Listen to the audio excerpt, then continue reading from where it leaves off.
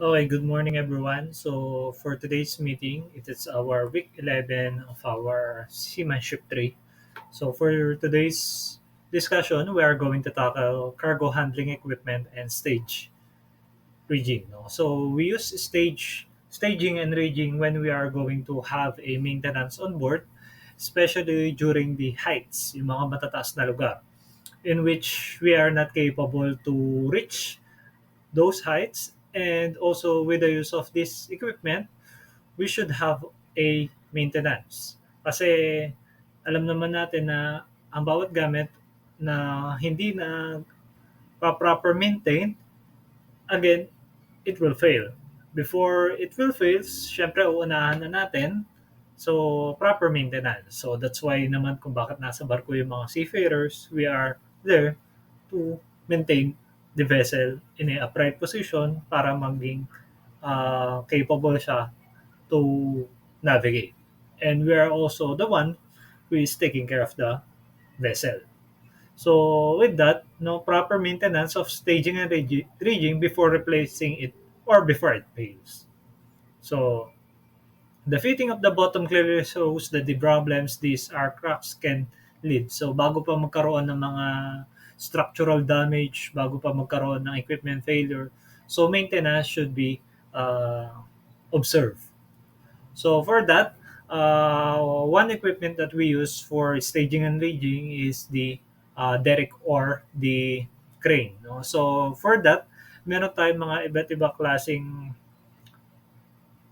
parts of the derrick or the crane. No? So the difference between the derrick and crane, the crane is more larger than the derrick, and also the safe working load, no, yung capacity na kayang i-hold ng isang derrick or crane. So mas mataas yung sa derrick. So we have the topping lifts cargo.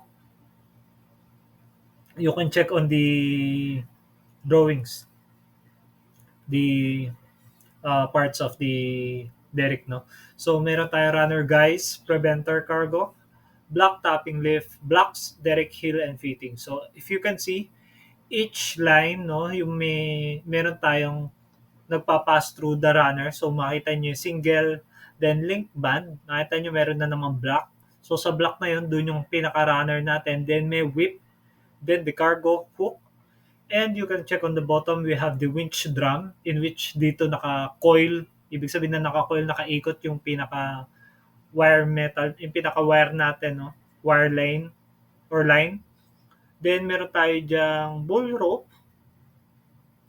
and the cat head deck. So, yung chain, yung nagre-regulate nung pinaka-drum natin. Then, meron tayong heel block in which the bottom part of the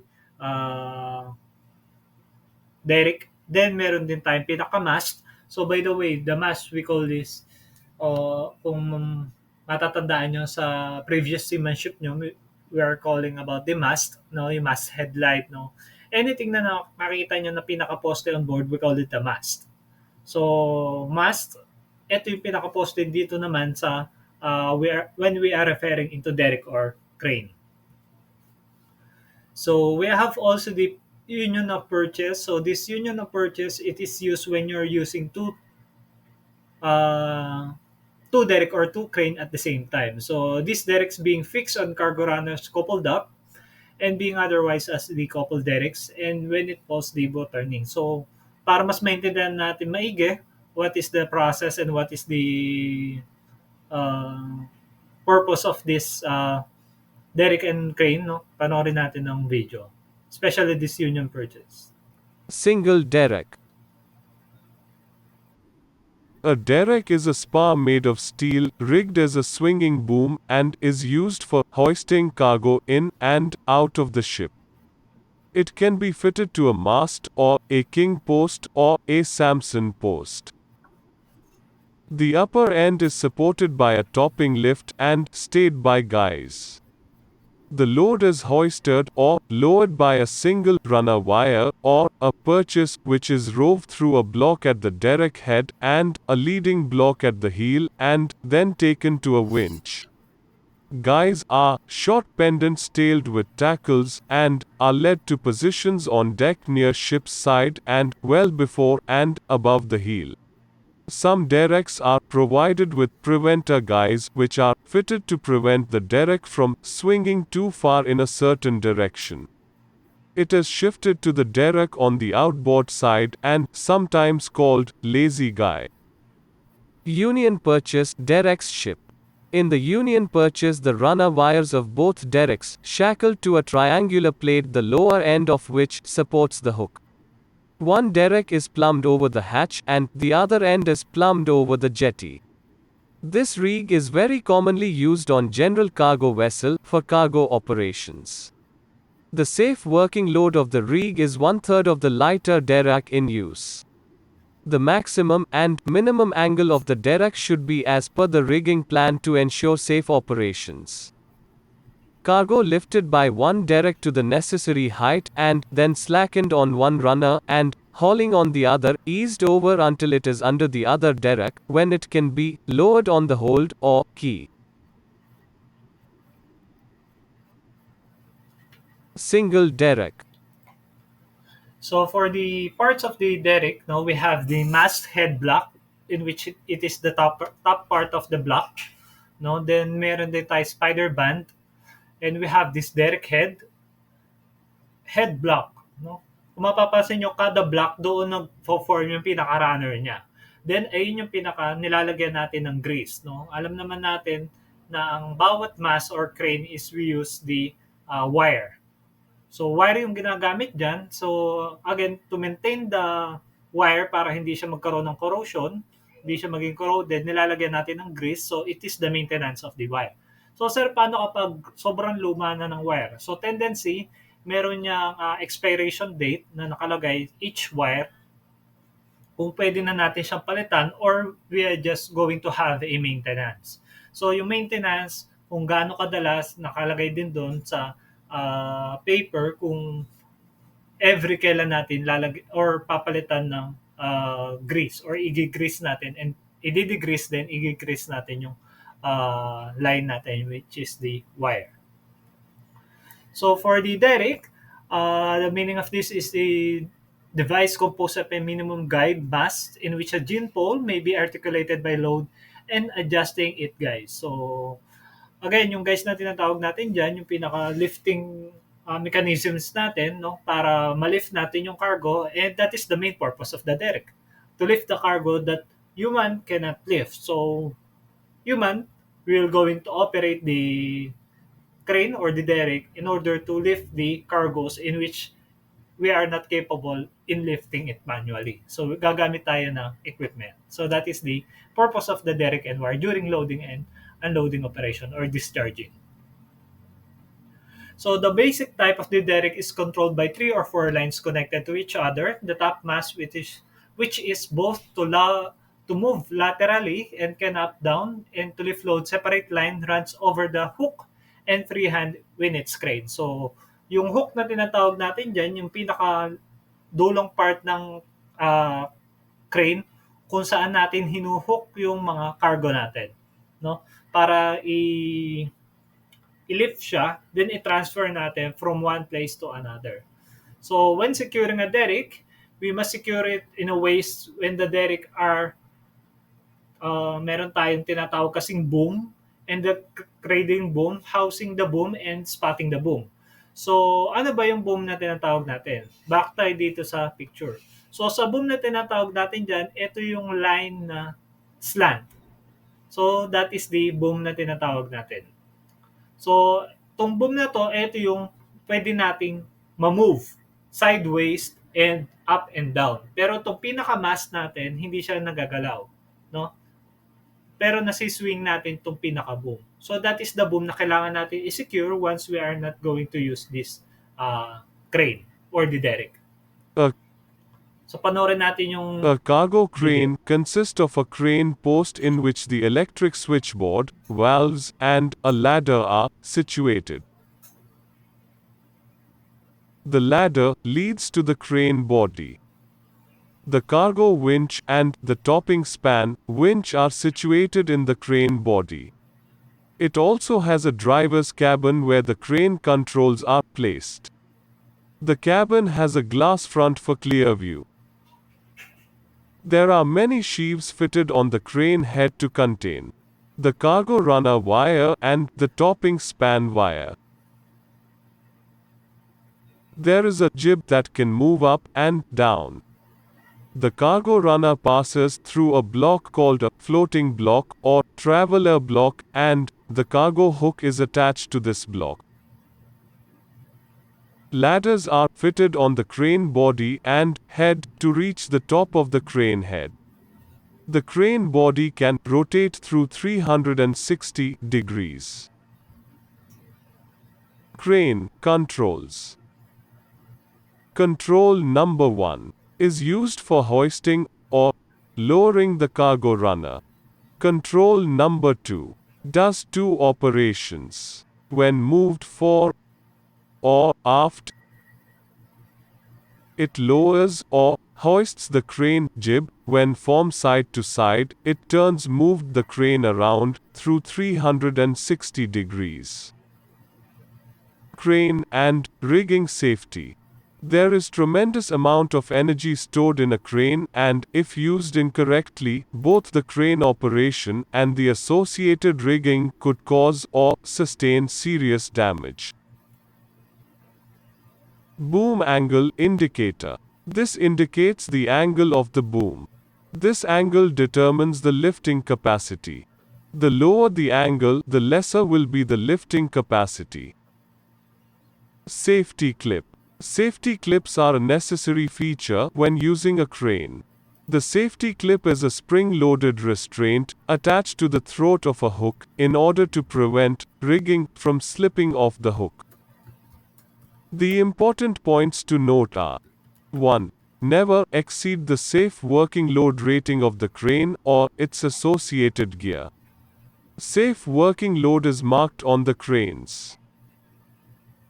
2. Find out how to switch off the crane in an emergency. 3. Find out where the nearest spill gear for the crane. Example: equipment for containing the leaked oil from the crane hydraulic system is kept. 4. Know the limitations of the crane and its limit switches. 5. Do not leave the crane running unattended. 6. Secure the crane when operation is complete. 7. Unsecure the crane before attempting to operate. 8. Rigging attached to a crane is equally important. Straps or strops need to be clearly identified for specific use in the safe working load. 9. All associate gears come with a certificate. The certificates to be preserved throughout the period of its use. 10. Two cranes can be rigged together for twin operations using a ram's horn hook. 11. The boom of both cranes should be at the same angle before changing over to twin operation. 12. Cranes should not be used for dragging of weight. A cargo crane consists of a crane. So, with that, syempre hindi naman natin load sa isang crane or derrick ang isang cargo. So, we're going to use a slings. So, one of the most commonly used slings are the web slings, no? Ito yung pinaka most commonly used kasi ito yung pinaka convenient kasi ito yung pinakamadaling i-coil sa isang uh, cargo, and it is also a have a different variation, no? Depending on the size, depending on the weight, meron siya. So we have also this knotted rope. It is also used to tackle in sailing for detention of spirit or spirit sail. So it has a boom, no? Kung mapapansin nyo, it has a stick and have a hook on the end part, no, which is also used in a jump to a rig. So makita mo siya kadalasan sa mga nire-raise natin mga flag or sa any other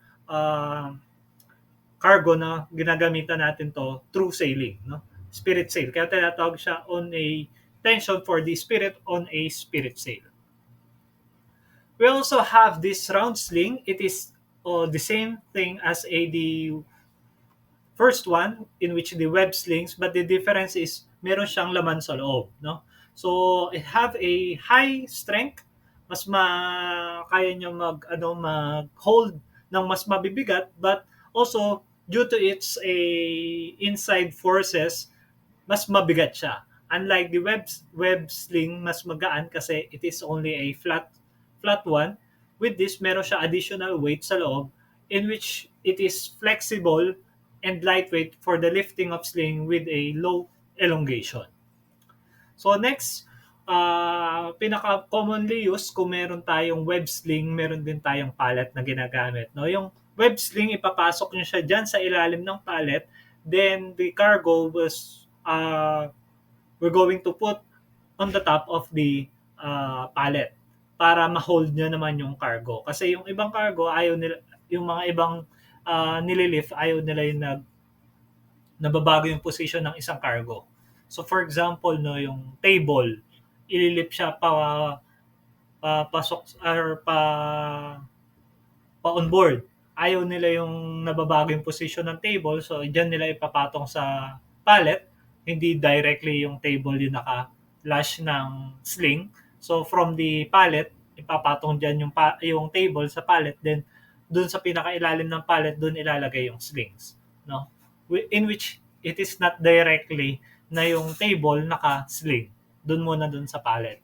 Then of course, para hindi malaglag yung table, dun pa lang i-grab niya para dun naman sa sling, no? Yung pinaka load ng isang pallet. So also we have the cargo net, no? It is usually square or rectangle but sometimes round. Maganda rin to lalong-lalo na kung magli-lift tayo ng mga bagahe, yung mga pasampa, kapag mayroong mga change of crew, then yung mga bagahe nila is syempre para hindi bumagsak, net yung gagamitin lalong na kung mas maraming on board, no? So ayun yung ginagamitan natin. So with that, it is named for use for transferring cargo to and from other ships. So kapag merong medyo heavy naman yung ating ita-transfer, we can use the chain sling. So it is have a harsh environments where because it is a very durable because it's made up of metal, and all chain slings are proof tested twice for the working load. So ibig sabihin, yung strength niya mas matatag ng dalawang beses if you're going to load a cargo on this, no? It is available in 80 to 100 tons. So meron din tayong bail hook na tinatawag for securing and moving these loads. It consists of wooden handle and a strong metal of about 8 inches for projecting a right angle for the center for appliances to hold a closed fist to hook up projecting between two fingers. So meron tayong iba't ibang klase ng hook. No? Ito yung hook na tinatawag natin sa crane, yung pinakadulo pwede natin siyang palitan. And this is hooks na pwede nating i-replace through the very common hooks. No? For example, yung letter A2 tsaka C3. No? A tsaka C. It is the very common hook na nakita natin on board. So, pwede natin siyang palitan with any variety.